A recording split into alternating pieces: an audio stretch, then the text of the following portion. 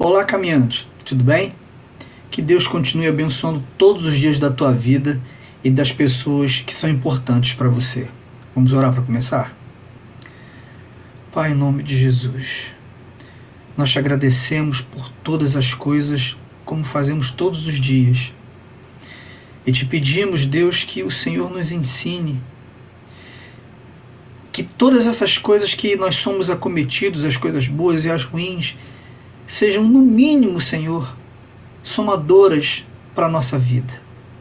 E que a gente consiga aprender, e que a gente consiga evoluir, crescer e amadurecer para a glória do Teu nome, para o benefício do outro e para a nossa alegria e imensa satisfação. Em nome do Senhor Jesus. Amém. Vamos para a leitura do nosso livro? Vamos lá. Este é o nosso livro, Uma Vida com Propósitos. Hoje é o 15º dia e o título deste capítulo 15 é Formado para fazer parte da família de Deus. Deus é aquele que fez todas as coisas e todas as coisas são para a sua glória. Ele quis que muitos filhos partilhassem de sua glória. Hebreus 2:10a. Vejam como é grande o amor que o Pai nos concedeu, sermos chamados filhos de Deus, o que de fato somos. 1 João 3:1. Você foi formado para ser parte da família de Deus. Deus quer uma família e criou você para ser parte dela.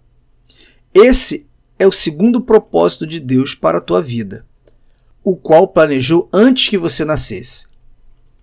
Toda a Bíblia é a história de Deus formando uma família que irá amá-lo, honrá-lo e reinar com ele para sempre.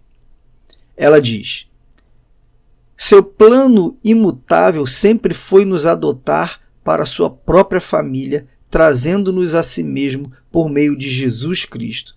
E isso lhe trouxe grande prazer. Deus é amor, por isso dá um imenso valor aos relacionamentos. Sua própria natureza é definida em relação aos relacionamentos. Ele identifica a si mesmo em termos familiares: Pai, Filho, Espírito Santo. A Trindade é um relacionamento de Deus consigo mesmo. É o padrão perfeito para uma relação harmoniosa e devemos estudar seu significado. Deus sempre existiu e sempre teve um relacionamento amoroso consigo. Logo, ele nunca esteve só. Ele não precisava de uma família, mas desejou uma. Então, arquitetou um plano para nos criar, trazer-nos para sua família e dividir conosco tudo o que possui. Isso dá a Deus um grande prazer. A Bíblia diz: foi para ele um dia feliz quando nos deu nossa vida nova, por meio da verdade de sua palavra, e nós nos tornamos, por assim dizer, os primeiros filhos de sua nova família. Quando colocamos nossa fé em Cristo, Deus se torna nosso Pai. Nós nos tornamos seus filhos e os outros crentes se tornam nossos irmãos e irmãs. E a igreja se torna nossa família espiritual. A família de Deus inclui todos os crentes do passado, do presente e do futuro. Cada ser humano foi criado por Deus, mas nem todos são filhos de Deus. A única forma de entrar na família de Deus é nascendo novamente dentro dela. Você se torna parte da família humana no teu primeiro nascimento, mas se torna membro da família de Deus pelo segundo nascimento. Deus nos deu o privilégio de nascermos de novo, de modo que agora somos membros da família do próprio Deus. O convite para sermos parte da família de Deus é universal, mas há uma condição: a fé em Jesus.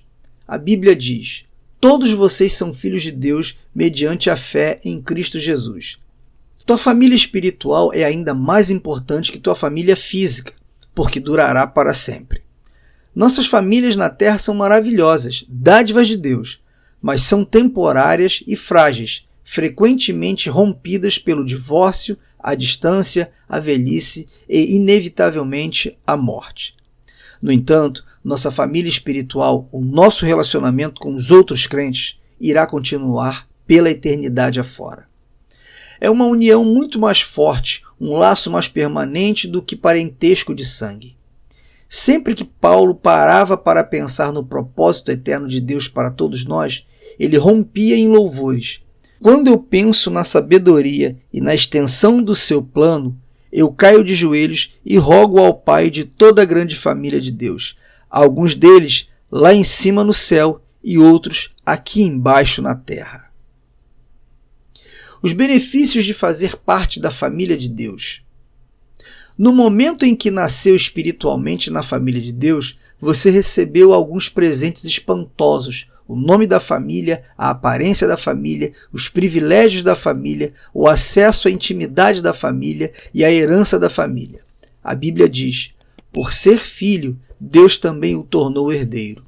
O Novo Testamento dá grande ênfase à nossa valiosa herança.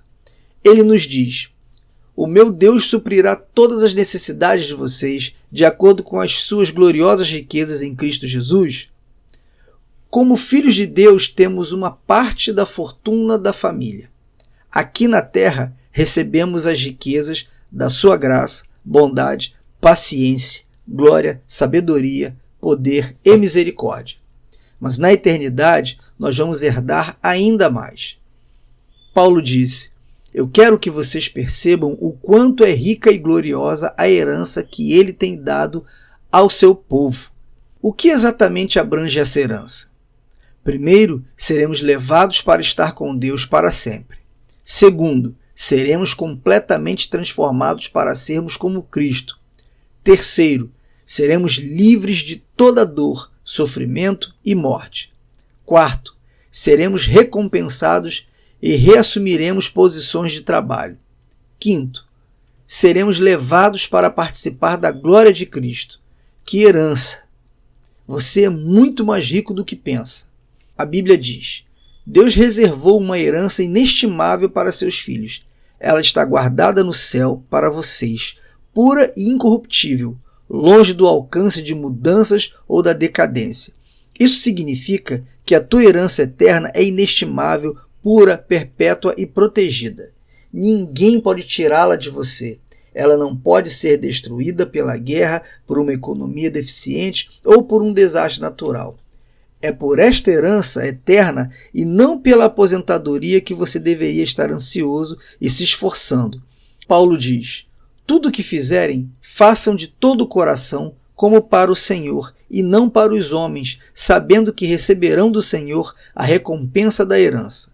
Aposentar-se é uma meta tacanha. Você deveria estar vivendo na luz da eternidade. Batismo, identificando-se com a família de Deus. Famílias saudáveis têm orgulho de si mesmas. Seus membros não se envergonham de serem reconhecidos como parte da família. Lamentavelmente, conheci muitos crentes que, ao contrário do que Jesus ordenou, jamais se identificaram publicamente com suas famílias espirituais, ou seja, não foram batizados. O batismo não é um ritual opcional a ser atrasado ou postergado. Ele significa a tua inclusão na família de Deus e anuncia publicamente ao mundo: eu não tenho vergonha de ser parte da família de Deus.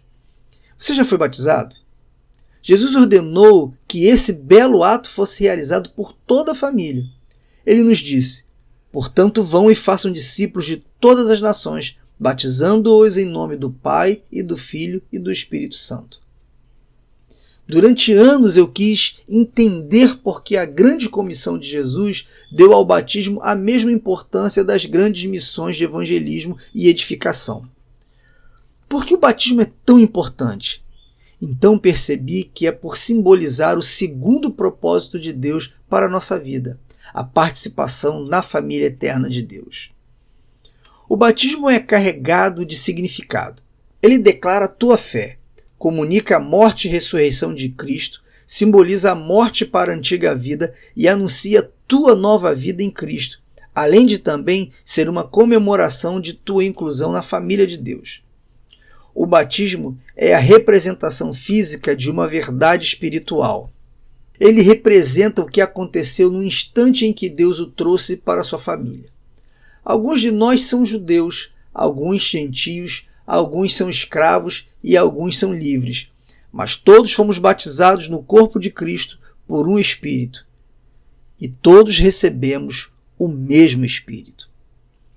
O batismo não o torna um membro da família de Deus. Somente a fé em Cristo faz isso. O batismo demonstra que você já é parte da família de Deus.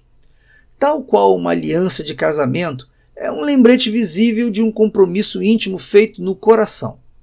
É um ato de iniciação e não algo que você deva protelar até estar espiritualmente maduro. A única condição bíblica é crer. No Novo Testamento, as pessoas eram batizadas assim que criam. No Pentecoste, 3.000 pessoas foram batizadas no mesmo dia em que aceitaram a Cristo. Em outro lugar, um líder etíope foi batizado no mesmo instante em que se converteu, e Paulo e Silas batizaram um carcereiro filipense e sua família à meia-noite. Não há nenhum batismo atrasado no Novo Testamento. Se você ainda não foi batizado como expressão de tua fé em Cristo, seja o mais rápido possível, como Jesus ordenou. O maior privilégio da vida. A Bíblia diz: Jesus e as pessoas que ele santificou permanecem todos a mesma família. Por isso, ele não se envergonha de chamá-los irmãos e irmãs. Deixe essa verdade maravilhosa penetrar em você.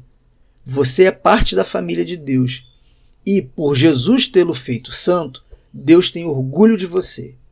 As palavras de Jesus são inequívocas. E Jesus, estendendo a mão para os discípulos, disse: Aqui estão minha mãe e meus irmãos. Pois quem faz a vontade de meu Pai, que está nos céus, este é meu irmão, minha irmã e minha mãe. Ser incluído na família de Deus é a maior honra e o maior privilégio que se pode receber. Não há nada que se compare. Sempre que você se sentir insignificante, desprezado ou inseguro, lembre-se daquele a quem você pertence. 15º dia. Pensando sobre o meu propósito. Um tema para reflexão.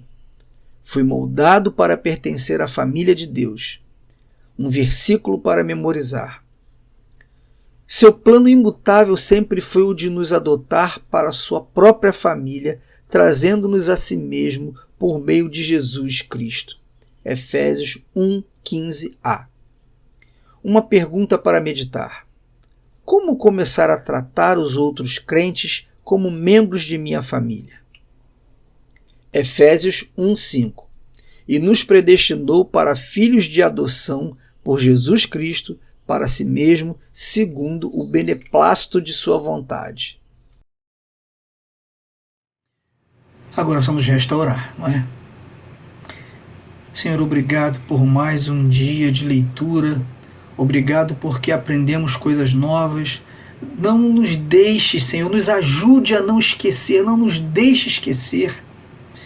Que a gente consiga desenvolver habilidade, Senhor amado, e pratiquemos o que a gente já ouviu, o que a gente já aprendeu, não somente no livro, não somente na leitura diária da Bíblia, mas nas pregações que nós assistimos presencial e remotamente, nas conversas importantes que nós temos com todas e quaisquer pessoas que tenham interação conosco e que sejam temas e assuntos importantes e relevantes.